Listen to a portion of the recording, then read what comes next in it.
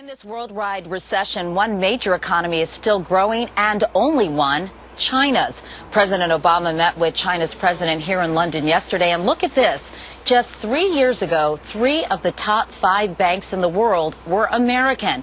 Now, 3 are Chinese, and only 1 is American. The Chinese have become an economic powerhouse, and Barry Peterson reports the U.S. is literally in their debt.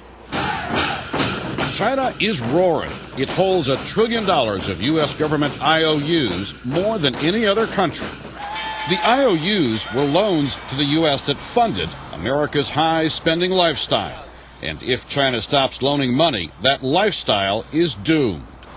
Average Americans are going to see a decline in their standard of living. We've simply squandered our wealth. We've been living beyond our means for years and borrowing to do it, and now we can't pay the bills. A sign of China's rise, its prime minister recently lectured the U.S. like a first-world country nervous about the health of a third-world economy. I request the U.S., he said, to maintain its good credit and to guarantee the safety of China's assets. China has even pushed for dumping the dollar as a world currency and replacing it with something new and, they suggest, more trustworthy.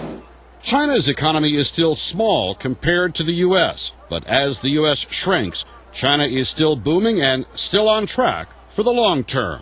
They're thinking about a 40 or 50-year time span. It's quite clear at the end of that time that China will be certainly one of the 2 major economies in the world, with the U.S. being the other one. What Americans aren't buying, made-for-export items from speakers to socks to sewing machines, are being snapped up here.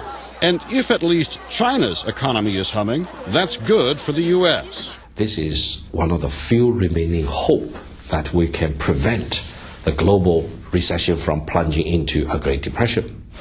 But China has problems that could stunt its growth. With per capita income of only $3,000 a year, its own people aren't rich enough to buy all the products it once sold to the world. So many factories are shuttered.